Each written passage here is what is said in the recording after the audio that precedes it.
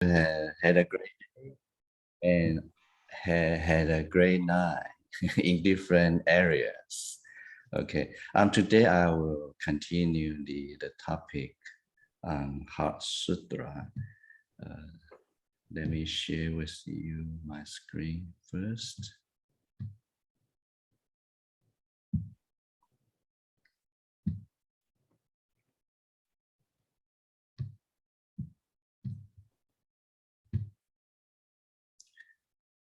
Before we begin the lesson today, here is some recap of day 2 for you. So the Heart Sutra can be split into 2 major sections. The past 2 lessons, we have looked at some background and historical information concerning the Heart Sutra and finished the first section of the sutra. The first section of the sutra encompasses the core teaching of Prajnaparamita. Namely, it is the application of wisdom to realize the emptiness. The sutra uses the 5 aggregates as the object to be observed. And so yesterday we covered what the 5 aggregates represent. Seeing through the emptiness of 5 aggregates is to understand that each being has no intrinsic self or nature. The truth of emptiness can only be revealed when we observe the worldly existence of phenomena. When we are able to understand emptiness, we will be able to let go of attachment to ourselves, our ego, what belongs to us. Reducing selfishness or self-attachment is the key to reducing the conflicts and the suffering in our world. With the wisdom of emptiness, great compassion can arise. So this is what we have covered so far. Now we move into even more heavy-going stuff. We begin the second section of the sutra, which provides more details concerning the practice of Prajnaparamita. Okay, so today we will begin with these slides. The teaching of the sutra uses the aggregate of form as the example to explain 5 aggregates are empty of intrinsic nature. The relationship between form and emptiness is described as inseparable and the same. Inseparable in this context has the sense that the two are not different. In this sense, what is shown is that if form were to be separated from emptiness, then form cannot be established. Similarly, if emptiness is separated from the form, then emptiness cannot be revealed. Emptiness and form are inseparable, and hence the sutra says form is inseparable from emptiness, and emptiness is inseparable from form.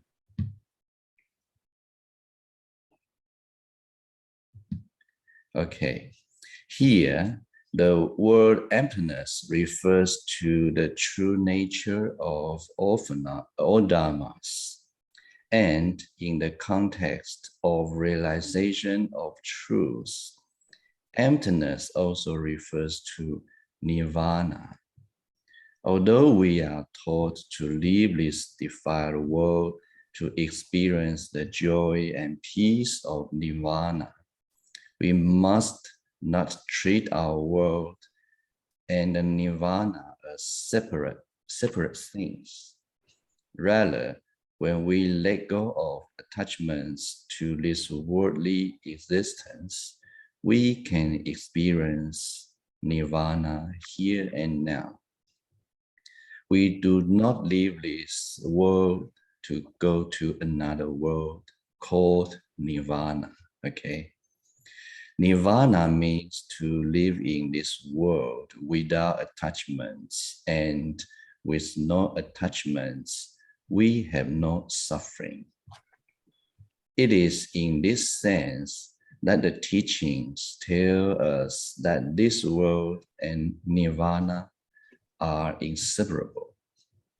In fact, this world arises from causes and conditions. Such arising is only possible due to emptiness. Because of emptiness, there is the possibility for things to change. Many Buddhists learn about emptiness and they seem to understand the teaching. But actually, they are still unable to deeply comprehend the meaning that form and emptiness are inseparable. And so they are unable to understand the sameness that pervades all dharmas. Moreover, some people read this part and think that emptiness means void of anything, while form is something that exists. Even though the sutras say that they are inseparable, these people still think the two are distinct. That is emptiness is emptiness, and form remains as form.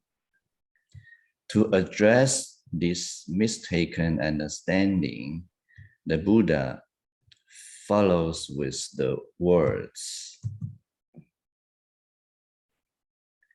form is emptiness and emptiness is form. This completes the sentence to reveal that the two are inseparable and also the same. There's the special meaning underlying the Buddha-dharma's teaching that emptiness and form are inseparable and the same.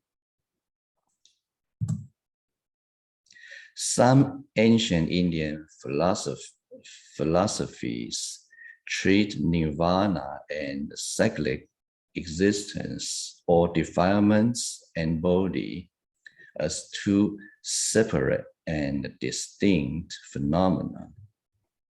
That means they think that only when they leave cyclic existence can nirvana be achieved.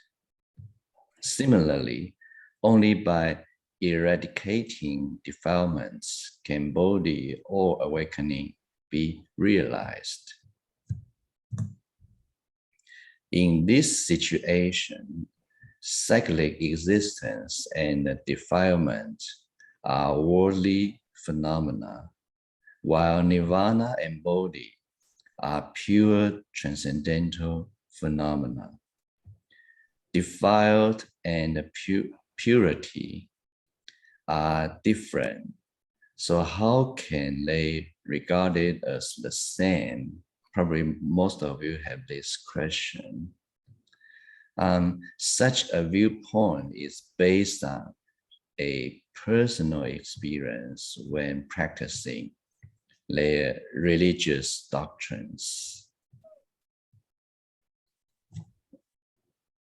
I mean, the Tao probably from this religious, they practice their religious doctrine, okay?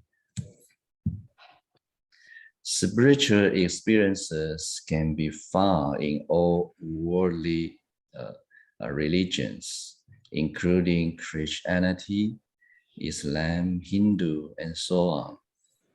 Such experiences are regarded as connections with God, Allah, Brahma, and so on. To accuse other religions of deception or being false is wrong, because each religion, under certain conditions, cultures, and so on, will manifest their respective spiritual experiences. The only difference is that these experiences can be weak or strong, and real or illusory. The essential aim of the Buddha-dharma's teaching is to help people, one, purify the unwholesomeness in their minds, so two, they can realize the truth, and three, be liberated, that is, to remove defilements and attain nirvana. These three steps are normally seen as the course of practice and treated as the set process. Some people think that the defiled world and transcendental nirvana are two separate things with different natures. In practice, this is reflected in the general attitude of wanting to distance oneself from worldly matters. Hence, practitioners retreat to a forest and live a reclusive life, and do not want to mingle with society and carry out the task of teaching sentient beings. So the idea will affect our action or behavior.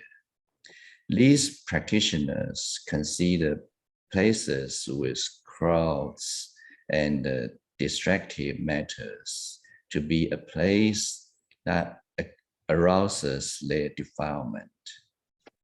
Reason being is that defilements arise from interactions with others, right? For example, when meeting some people you like, you will develop defilements of desire, longing, etc. While meeting some people you dislike, this will lead to defilements of anger, ill will, and so forth.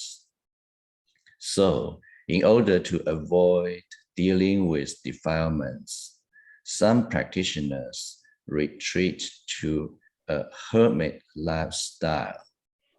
But do all places with crowds must cause defilements?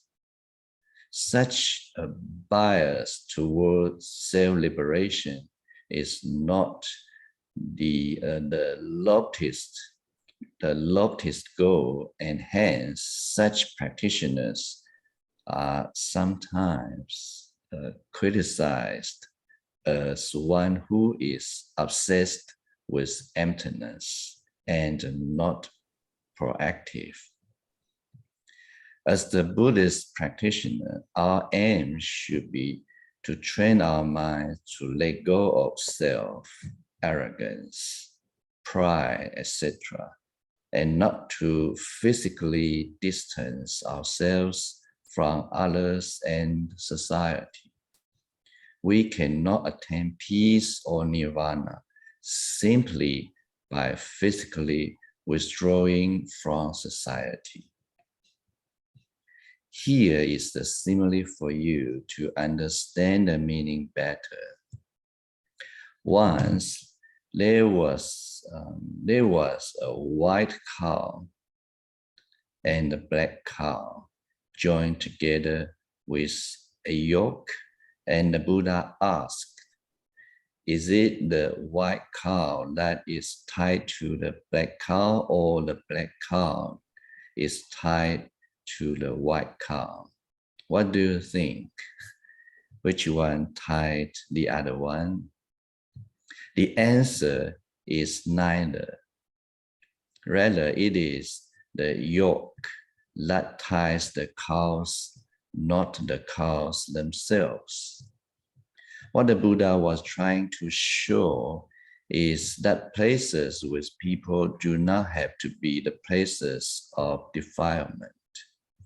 If we can let go of our self-view, we can treat places with crowds as our place of practice.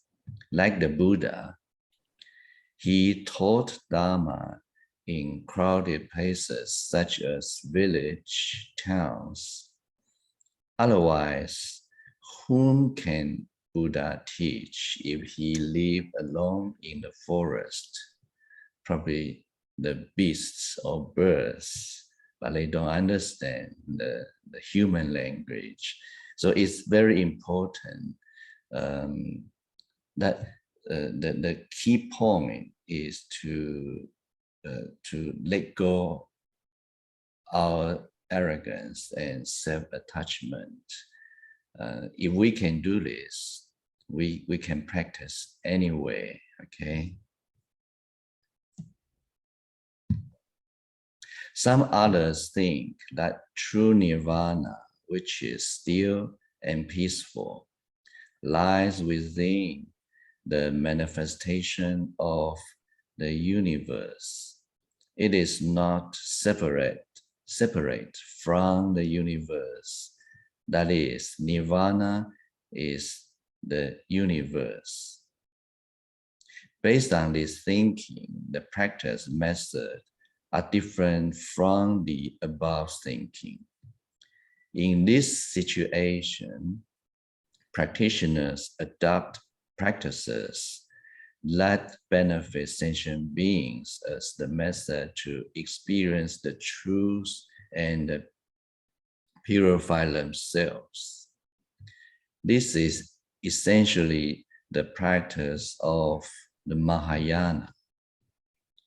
The ancient masters say what the Buddha awakened to is in this world. It is not attained by leaving this world. Probably some of you have heard of this. This is from the platform Sūtra, I think. Okay.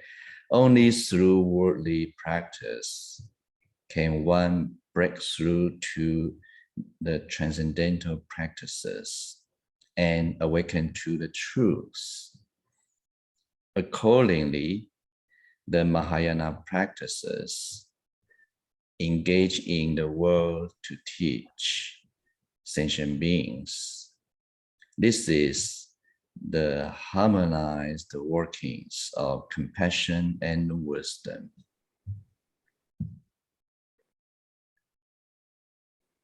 Okay. The Sravakayana approach views nirvana as something to be gained, and so is inclined to the notion of transcending or leaving this world. As the result, they naturally veer to a path that loses this world. In contrast, when Nagarjuna explained the part on Form is inseparable from emptiness, and emptiness is inseparable from form. In the exegesis on the great perfection of wisdom, he used the Mula Madhyamaka teachings on the inseparable nature of cycler, the nature of cyclic existence and nirvana, to explain this part of the Heart Sutra. From this, we can see that the Mahayana experience of the truth can be regarded as harmonization in the sense of overcoming all relativity. Okay. On the topic of spiritual experiences, some people regard such experiences as mystical or mysterious. Spiritual experiences themselves are not what ordinary people experience on a daily basis. Therefore, it is impossible to argue whether such spiritual experiences are real or not. All of the prevailing religions in the world are established based on less spiritual experiences. Due to differences in experiences, we see differences in each religion, such as Christianity having an almighty God and Hinduism having Brahma. Because each kind of practitioner has different experience, how can one discern which is real? This is a very good question, I think. According to the Buddha-dharma, discerning which spiritual experiences are real can be done. On the one hand, the experience must have one purify their emotions and views, such that they do not become entangled in worldly attachments. On the other hand, it should help the practitioner penetrate the true nature of all phenomena, such that one can overcome all barriers. The middle path of the two truths, worldly and transcendental, where both are harmonized, is the proof of the Buddha-dharma's ultimate transcendental realization. Doctrinally speaking, the aggregate of form and even all phenomena is a dharma based on causes and conditions. Anything that arises and exists based on causes and conditions must inevitably be empty in nature, without an intrinsic self. If one treats dharmas that arise from causes and conditions as real with an intrinsic nature, then such dharmas cannot be regarded as arising from causes and conditions. If the causal dharma has an intrinsic real existence, then every dharma or phenomena should be as such, and there cannot be a subsequent arising of a new dharma from causes and conditions. So if something has to rely on causes and conditions to arise and come to be, then the intrinsic nature of that thing cannot be said to exist. So, in our practice, we should observe ourselves and our relationships and interactions with the world around us again and again to realize that all phenomena are empty of intrinsic nature. In this way, we are verifying the truths behind the Buddha's teachings on emptiness, impermanence, conditional existence, and so forth through our experience. Only then can we slowly see how all dharma have no fixed intrinsic nature, and eventually we can see these truths of emptiness clearly each time when we encounter dharmas.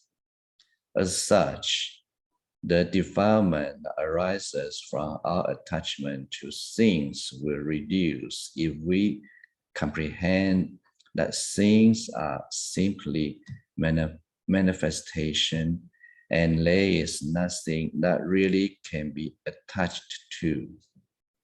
So if we can attain this state, the level of state, all suffering gone, okay? Example is when we hear people gossip about ourselves. This gossip we can hold in our mind for years, and it can arouse emotions of anger, sadness, and so forth. But actually, no intrinsic nature in this gossip, but we can hold the gossip for years. Incredible, okay? All these defilements arise due to our attachment to the gossip and the underlying relation to ourselves. A more skillful method to deal with this gossip is to reflect on the causes and conditions for the arising of the gossip. That is, we can approach the matter objectively. Maybe ask others why they said so, or to observe how the gossip will change when we change for the better. So the gossip will not be always the same. When we change, what people talk about us will change, okay? So we should focus our practice on improving ourselves rather than holding onto the gossip and negativity. This is a way to apply the teachings in our daily lives. Practice in our daily lives should have a focus on overcoming the view of a self and attachment to I and mine. With such continuous self-reflection, we should come to understand that all resultant dharmas arise from causes and conditions. And because they arise from causes and conditions, their intrinsic nature is non-attainable, which means they are empty. This is why the Buddha said all dharmas are essentially empty. I hope you can understand the meaning of empty. Form is empty and empty is form, okay? To look at the Dharma in another way, manifested dharmas exist based on causes and conditions. Therefore, things can exist under the right causes and conditions. Although they exist, it is not a permanent existence, and hence the Buddha taught that all Dharma exists based on causes and conditions. Accordingly, we should understand that form and emptiness are both inseparable and the same thing, but with different names. And therefore, the Heart Sutra says, form is emptiness and emptiness is form. That is to say, form and emptiness both show the truth that all dharmas arise from causes and conditions. And therefore, form is emptiness and emptiness is form. I hope this won't confuse you, okay? The average person does not understand the meaning of emptiness taught by the Buddha and think it means void of anything, and so logically it cannot produce any dharma. Such people do not realize that if all dharmas were not empty, that would mean each dharma has its intrinsic existence. And in this case, all dharma cannot come to be. Why? If there were intrinsic existence, then what exists will forever exist, and what does not exist can never exist. But this is not what we experience. Things that exist can change and become non-existent, and things that do not exist can come into existence due to causes and conditions. The arising and falling, or the coming to be and cessation of all dharmas is possible due to having no intrinsic nature and ultimately being empty, okay? The nature of emptiness inherently means there is no fixed and unchanging nature, no independent existence, and no real existence. It is due to these qualities of emptiness that all dharmas can manifest a temporary existence. This is the meaning behind Nagarjuna's saying, "Let account of emptiness, all dharma can exist."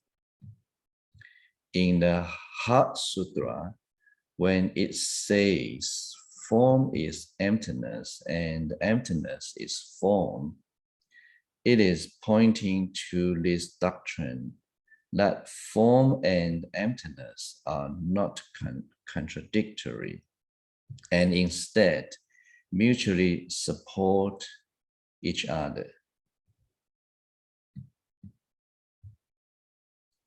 Everything in this world cannot escape emptiness, causes and conditions, impermanence. So when we face hardship, we need not lose hope. And when we face good times, we need not be too arrogant or complacent.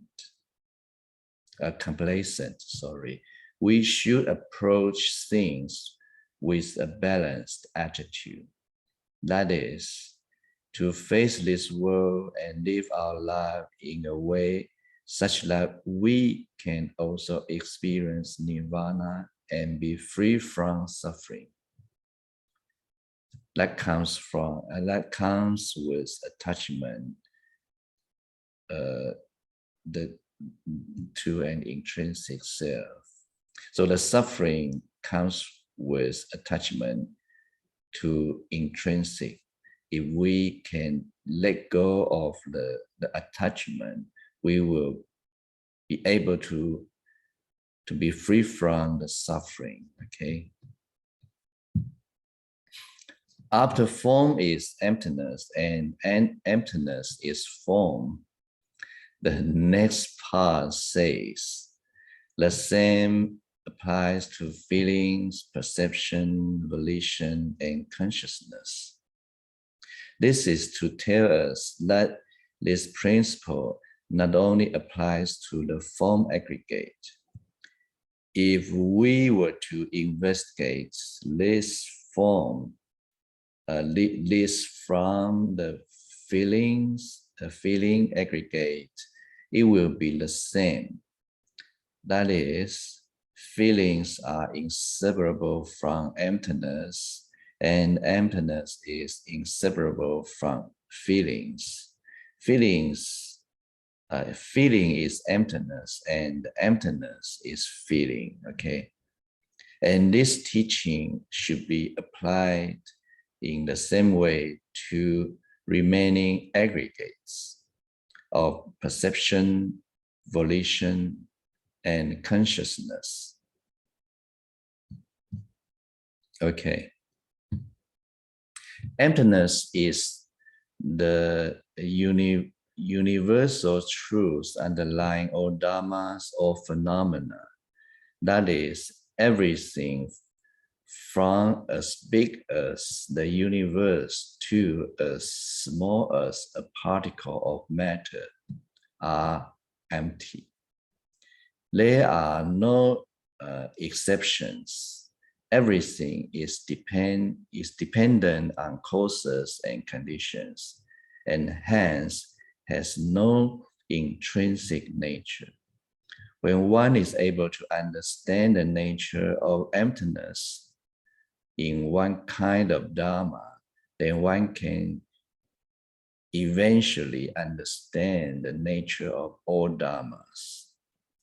The above teaching refers to active effort to practice by observing and reflecting on the teachings and proving it through our daily life experiences. This is the stage of engaged effort. So during the process of practice, we have different stages.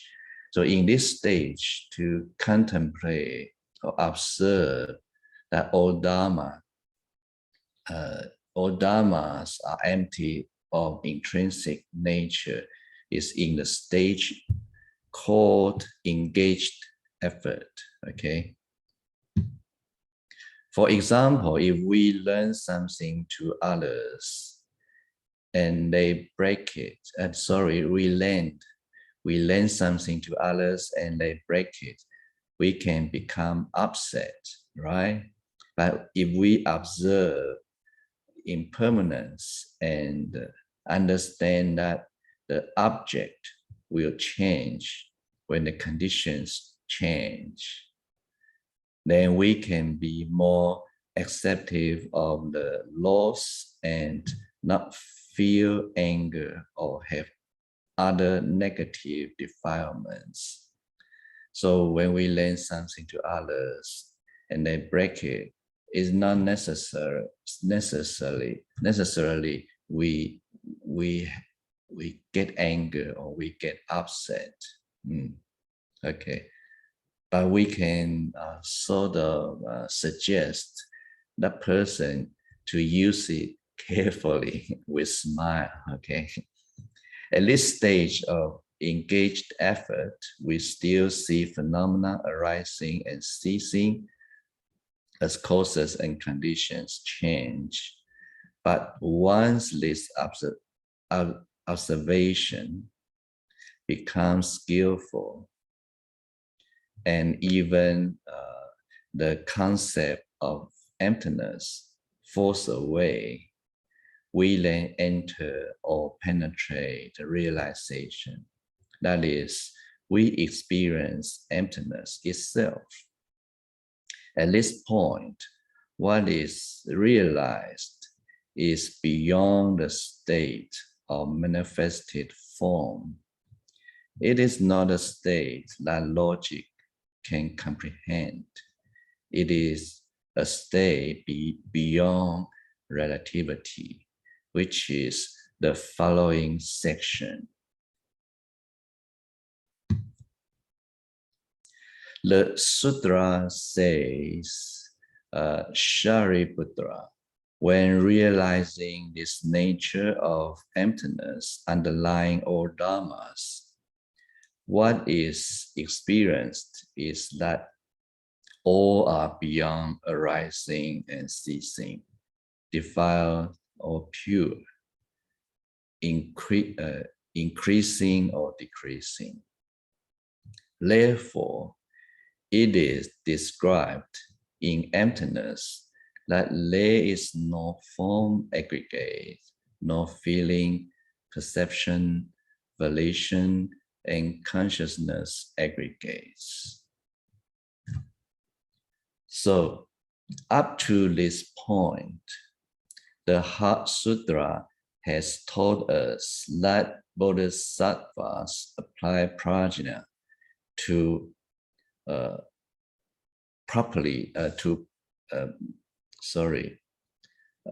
apply prajna to properly and profoundly understand the five aggregates. What is realized is that manifested physical and psychological phenomena are essentially empty of intrinsic nature. And at this point, what is experienced is that all are beyond arising and ceasing, defiled or pure, increasing or decreasing. Probably it's hard for most of you to understand, but I hope you can gain some understanding from the talk. So this profound understanding is gained from investigating the relativity of existence and emptiness to see their mutual dependence. What is gained is the right view on the harmony of the two truths. In other words, bodhisattvas use dependent co-arising to investigate emptiness. This kind of investigation into emptiness is a skillful means to understand the empty nature of all dharmas. Through this practice, one can develop true prajna and attain the realization of the middle way, where prajna guides one into the ultimate truth of emptiness, which is where all erroneous perceptions are destroyed. Okay. Remember that practicing the Buddha-dharma is about repeated practice again and again with everything we encounter. Keeping in mind the teaching on impermanence, conditional existence, dependent co-arising, and so forth, we reflect on these teachings in our daily life experiences. We reflect on everything in our life to try and verify these teachings, not just by logic. but to reflect again and again until we can confirm and see the truths of these teachings in ourselves and all dharmas. Previously, it has been pointed out that some practitioners who had not experienced the true middle path view manifested phenomena and the nature of emptiness or cyclic existence and nirvana as separate and distinct. This leads them to become one who lost this world, is obsessed with emptiness, and not proactive in engaging in this world to benefit others in the same way as bodhisattvas. To overcome this erroneous view, such practitioners must thoroughly understand that emptiness and existence are the same. That is, they need to understand that cyclic existence is nirvana and defilement is bodhi in terms of no intrinsic nature, okay? When the Buddha-dharma says defilement is bodhi, that is to point out the underlying true nature of both defilement and bodhi as being the same. This is to overcome the fixation on the two separate obtainable states. Only then can they attain the harmonized functioning of compassion and wisdom that motivates them to remain in this world to teach and guide sentient beings.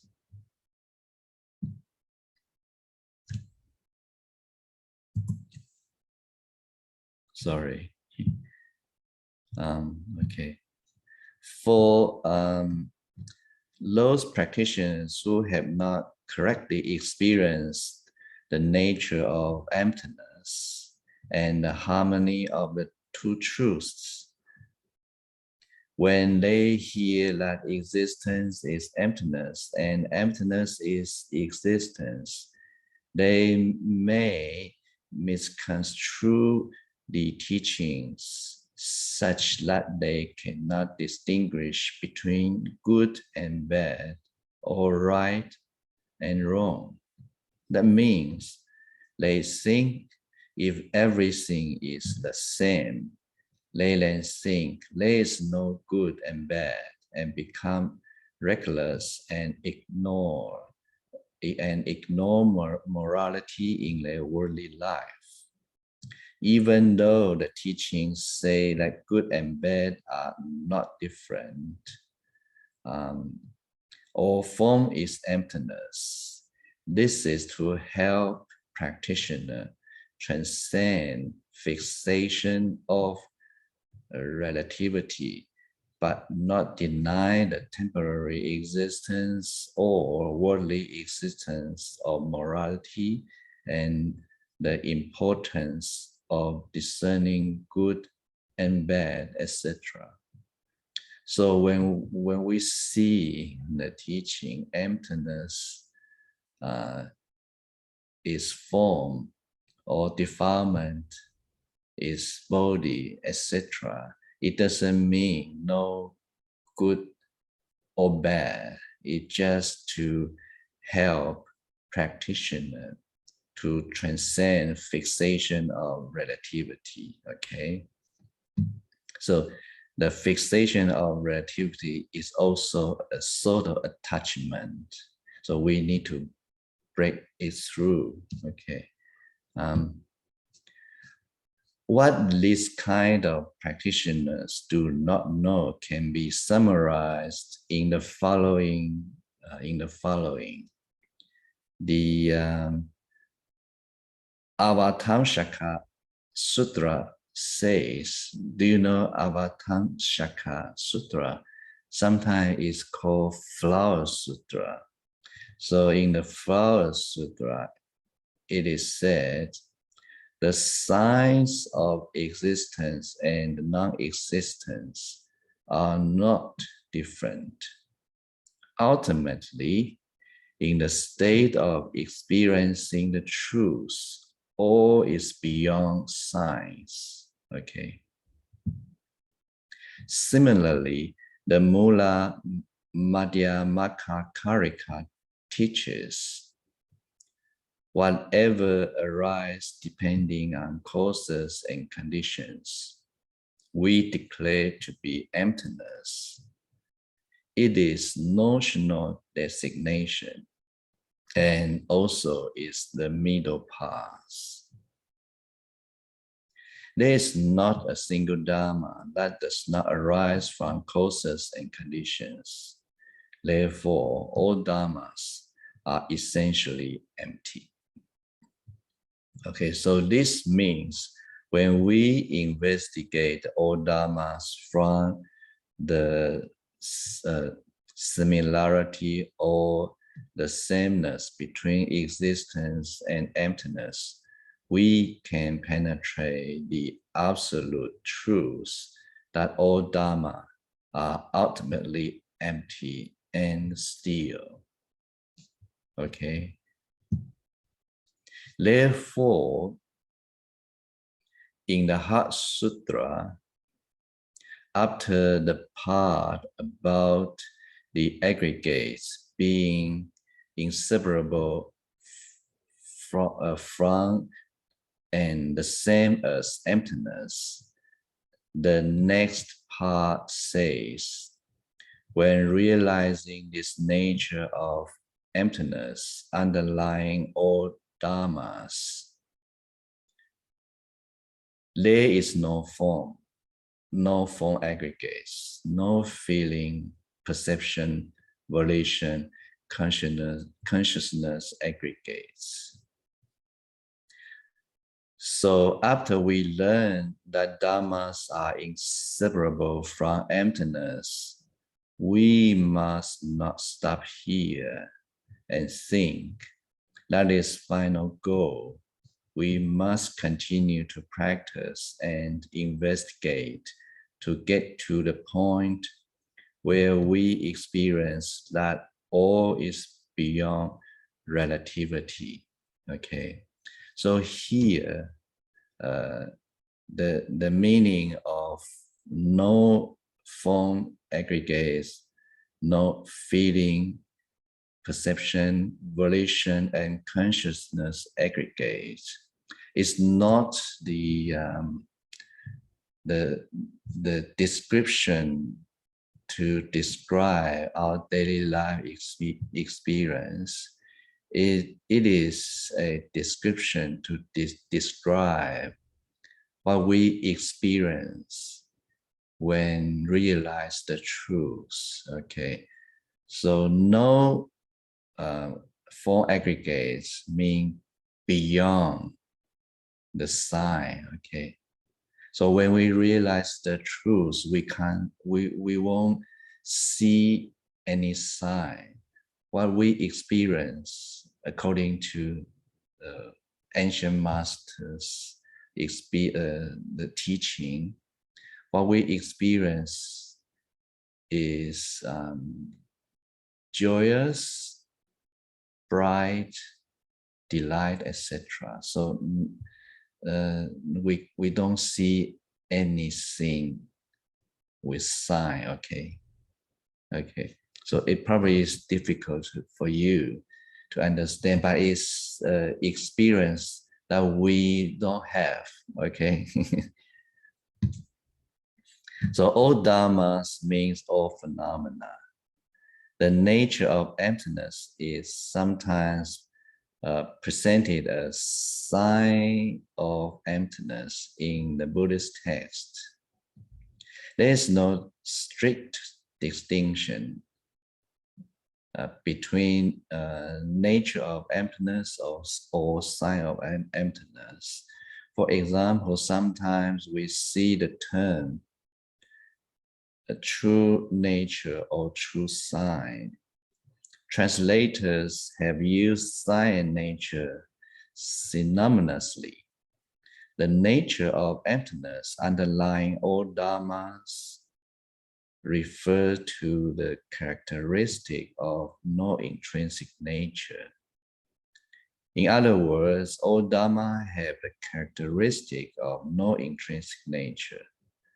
When we can transcend relativity, we can realize the truth. The aggregates of form, feeling, perception, volition, and consciousness are fundamentally the phenomena or states that ordinary people can comprehend. The Heart Sutra tells us that form is emptiness and emptiness is form. This is to guide us from the ordinary view of relativity between existence and emptiness to understanding that emptiness and existence are not different. In this way, we can transcend relativity or the distinction between existence and emptiness and experience the nature of emptiness, where there is no form, feeling, perception, volition, and consciousness.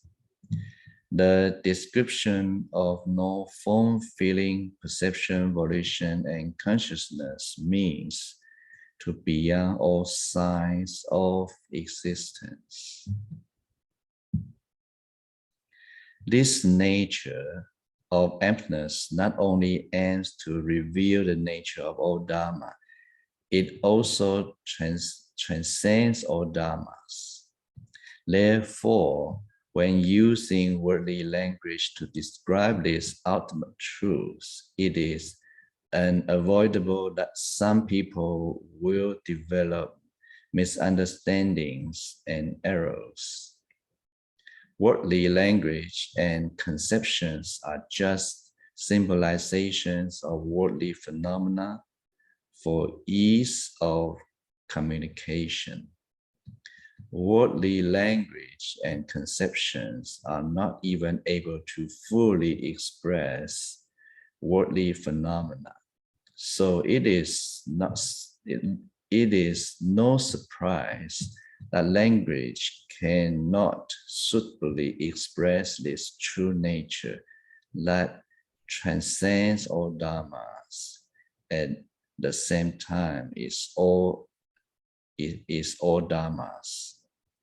We must also remember that the term emptiness or nature of emptiness is a notional name to relay the meaning of the ultimate truth or state. For most of us, we learn that dharmas and emptiness are inseparable, but we still cannot transcend all dharmas and experience emptiness. This true nature of emptiness is not something that words and thoughts can accurately reflect, but this does not mean that we cannot discuss and understand this true nature. It is possible to rely on the right discussions and right investigations of emptiness derived from dependent co-arising to break through the fundamental erroneous misconceptions, namely attachment to self and dharmas. When the wisdom of prajna shines, one will personally realize the truth. Hence, the Buddha-dharma uses rationality and logic as a method to discuss the truth in the way that Sūtra teach. But its true essence lies in realization of the truth by each practitioner. Okay, I think it's time we should stop. And if you have any question, please ask. But before we move on to the QA session, should we bow the Buddha first, Larry? Yes, Larry, Sure. where are you? Yeah. Yep. Yeah. Please take over. Yep. Just pull up them.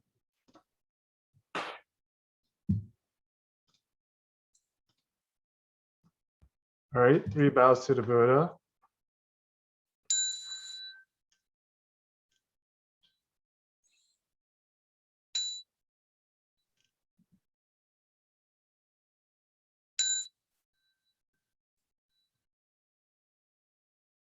Bow to the teacher.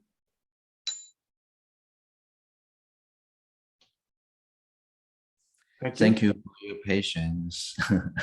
I hope the talk won't confuse you too much. I think I try my best to explain emptiness is form and form is emptiness. So it has 2 different aspects. One aspect is both emptiness and a form or phenomena are empty of intrinsic nature. And the other aspect is when we realize the truth in the state of realizing the truth, all beyond science. So we can see we don't have the idea of emptiness or the idea of form. Okay, so it's quite profound actually. Okay. So any question? Anyway, to start. Sorry. So sorry. This subject is very difficult to start with. Yeah, exactly. But we need to train ourselves to understand profound dharma, don't we? Otherwise, we only know that this is good, that is bad, and don't do this, do that, etc., etc. But it's very important, I have to say. But to understand the principle also can enhance our confidence in practicing the righteous dharma. Okay. Otherwise, sometimes we will how can I say allude. We attracted by the objects. For example, if I want to keep slim, but when I see cheesecake, I may eat too because a desire. Okay. By then we realize emptiness, we become a Buddha. Yeah, exactly. But it's a long way to go. Oh yeah. You have to be patient, right? Slowly. Exactly. So, but try to understand the teaching first, and then the understanding will become part of our daily life practice, and we naturally do what we should do and avoid what we should not do, right? So it becomes a natural habit. So we don't force ourselves to not doing something bad, but we actually really want to do, you know. When we get angry, realize our action is bad one, that is already one step up. that means you realize you have done something wrong or something.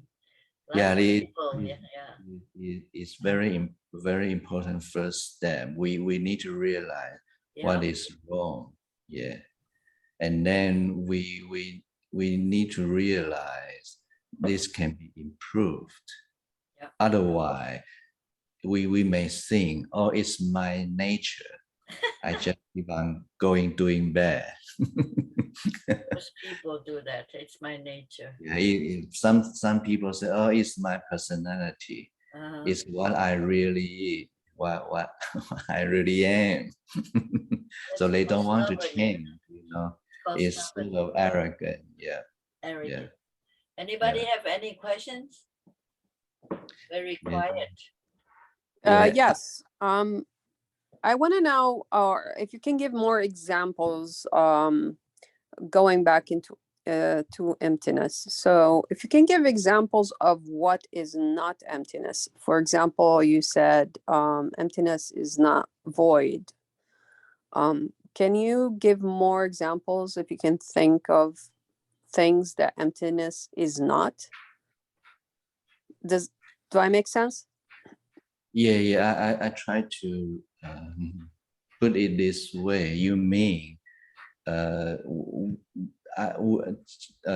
during these Dharma talks, what I repeat, or I often say that emptiness is the truth of all phenomena, right? You mean, is there something not empty, you mean? Yes. So you said a lot of us get confused thinking that emptiness is void. It's nothingness. So it is not nothingness. Is there any other example, or I don't know? Yeah. Let me. Yeah, please. Remember, someone wants to say. Hi, Liana. Hi. When the teachings mentioned that emptiness does not mean void, what it's trying to tell us is, because of the limit of language, and the word emptiness is essentially a word chosen by the earlier translators, which, because it's being used so often now, we've also adopted this word to describe the state of the truth, or this ultimate nature. And so when we say that emptiness does not mean void, or emptiness does not mean nothing exists, what we're also trying to do is to help people break away from the dictionary meaning, or the common meaning that emptiness may allude to. Do you know what I mean? Yeah. So basically, if I understood correctly, emptiness is a term, for lack of other terms, it's being used not to mean void. Well, Yes. explain a little bit. Void and empty is synonym in dictionary, I think, in the daily life language. But when we use emptiness, we have specific meaning. That means empty of intrinsic nature. We have specific meaning. But when we use void, it means we negate this world. Can you understand?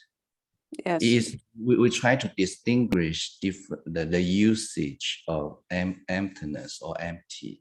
So when we use emptiness, it means all phenomena exist, but are empty of intrinsic nature. It really exists, but it's not fixed. It can change, right? Yes. So it just to make the definition clear, emptiness means empty of intrinsic nature, to negate intrinsic nature, not to negate all existent things. Okay. Okay. Thank you. Okay, thank you for your question. So everyone look worried. Okay. And look tired. I like the dog. I like dog, Justin. Very cute. And someone behind you, your mom. Anyway, okay. Any question? I try to. Venerable Shi, do you have any question? Your face look a lot of questions. You don't. No, I still try to comprehend, and well, it's very clear. Actually, yeah, it's very clear. It's a very difficult theory really? to talk about. Yes, because it is not. It's against what we usually think of. So yeah. But it's very clear. Yanrong Fashi just said this because we lack of the language. That's why I always don't use this word emptiness thing to talk about emptiness. I tell them, just remember sunyata. Don't use emptiness. So that's another words that we try to replace, which is a different word. So you don't think about nothing or anything like that. So that's what they, I think Zhihanzi always tell me. Just use sunyata. If you use the word shunyata, you then have to explain what it means, because that's not a common English word. So yes, unless I know, the but person I mean, if you try to brainwash them using that word, it will be working. I think in our group of studying, I mean, we use that thing now. They don't ask me about nothing anymore. They don't talk about void. They use sunyata. So I think it helped to do that. Because I think in Chinese, but if they read other teachings, and come across the word emptiness, that it'll still throw them off. Mind. So we can't avoid. But I'm saying, unless you can get all Buddhist texts to change the word emptiness into shunyata, somewhere someone is going to come across the word emptiness. So instead of avoiding it, it's better that we try to explain what is the definition of emptiness in the Buddhist sense, so that they can either choose to use emptiness or shunyata or whatever word they come up with. I like that. Or use pinyin, kong. This is another. In Chinese, they use the word emptiness, right? Kong pretty much means the best translation. Empty, yes, empty. That's right. It's the same thing. That's why people think that's nothing. That's why all these teachers that keep saying it's not nothing. It's not void. Then what? So well, in Chinese, that's emptiness. Yeah, that's the what word we can say. refers to nothing should be wu. Should be wu. So Nagarjuna avoid the word wu and choose the word kong to translate sunyata or There's sunya. a wall behind me, isn't it? Yeah. But we need to be familiar with the doctrinal aspect of the text, the words. Otherwise, we can't gain the benefit from the teaching. That's right. I think it's helpful to add more context, because whenever we say emptiness or woe or mo or whatever, or it's really applying to the word dharmas or phenomena. So I think it's important to focus on the part of the phenomena part. Yeah. Phenomena is it's more many things, but it includes like your world of perception and experience. And that is what is actually empty. It's not saying, that this cup here is empty or whatever, right? Because it's an actual cup. Well, it's empty because there's no water in it, but it has a real existence. If I hit you with it, it's gonna hurt, right? But but what we're really talking about, when you see a cup, it's really about your perception and experience of it, right? If I drop it and break it, it's not a cup anymore. But So yeah, probably example for you. When we say the bottle is empty, what do you think?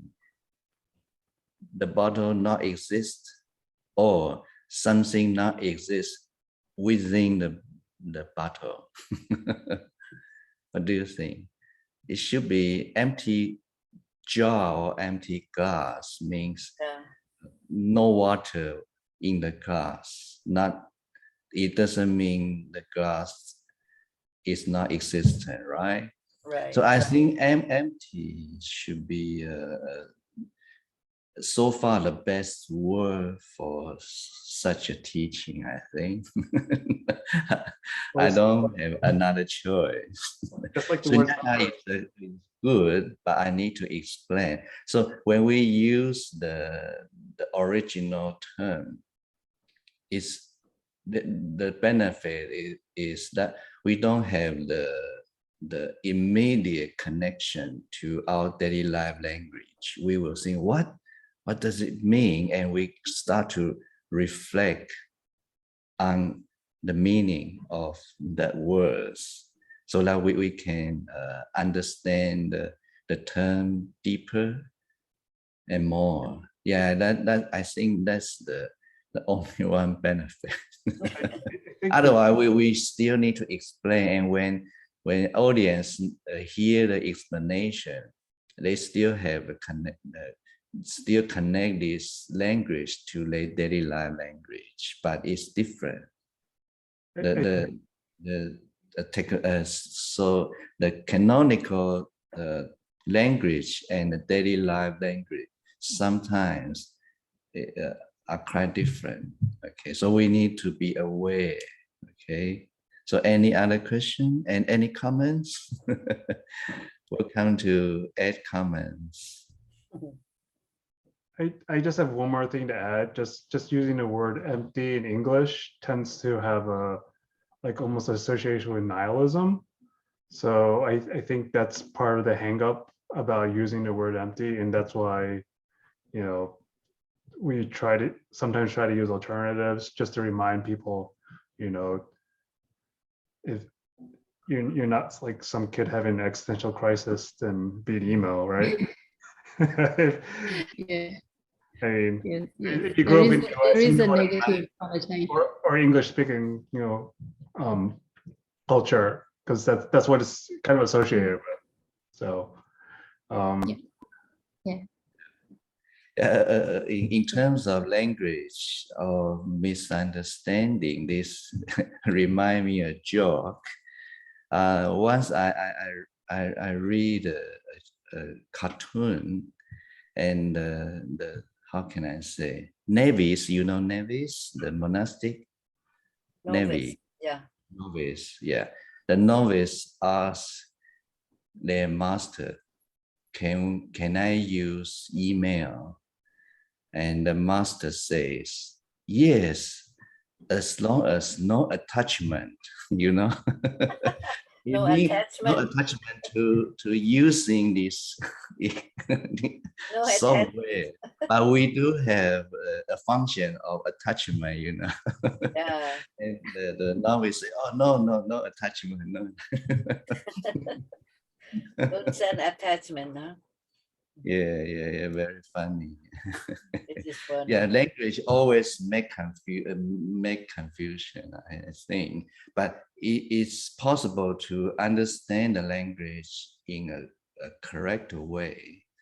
Just follow what the Buddha taught. Yeah, very quiet today, Justin. Very tired. Confused now. I mean, Confused. keep quiet. Keep quiet, that's right.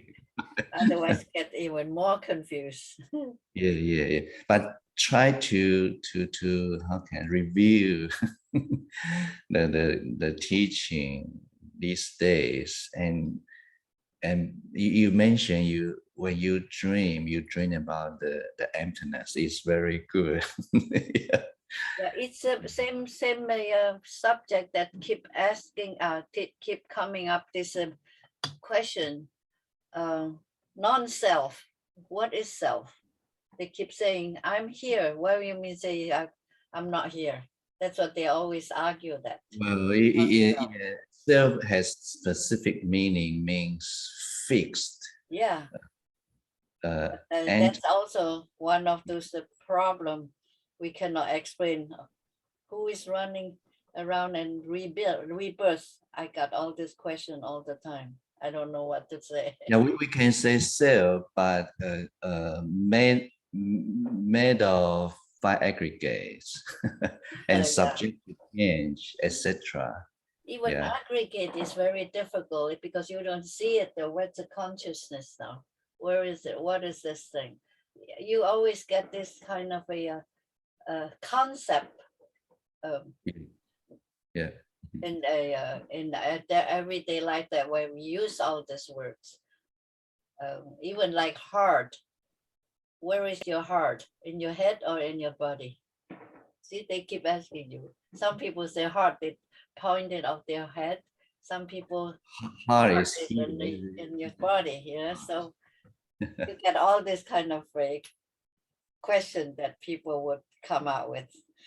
So it's difficult. It's true. It's true. When we use I or mind, and then we enhance our attachment to I and mind. Yes. In the Buddhist text, once Subodhi, Subodhi, when he knocked the door and the person inside asked, who is it? And suddenly he become quiet. He don't know how to reply the answer because he always try to avoid say I and mine. Yeah, that's true. It's me. Yeah, it's very funny. When I read this passage, I feel very interesting. Actually. Yeah, but finally he do reply. The answer is quite long. Who is this? Is Subodhi, who is made of 5 aggregates and subject to change. Very long. Very good. I should use that one word now. I should use that story. Okay, anybody quitting now? Go to bed? Yeah, it's time to go to bed. Is already. And wish you all have right? good sleep and have a sweet dream in the US. And the dream is empty now. For those who in Australia, New Zealand, or Taiwan, Asia countries, have a great day. Thank you. Okay, see you tomorrow. Everybody, tomorrow. See you all. Thank you. Bye, everyone. Thank you. Bye. Goodbye. Bye.